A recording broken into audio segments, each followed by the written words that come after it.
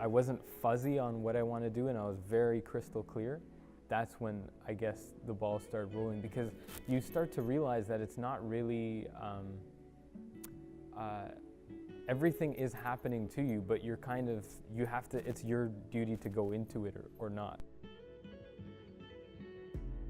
So that was a little bit after I graduated, and that started to kick off a lot of things, and I started to get a lot of calls to start scoring other films and whatnot. Every time I get a chance to hear my music in like 9.1 Dolby surround now, it's like, it's goosebumps, and you're like, wow, this is why I do what I do, and you're just propelled to go even harder and do even more, you know? You really realize it's not about the money. The thing I've really had to learn, I've had no choice but to learn it, is resilience.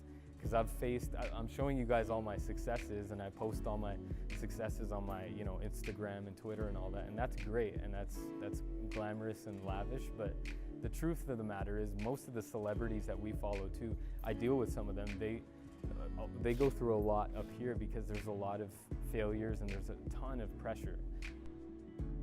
Wasn't too good for anything.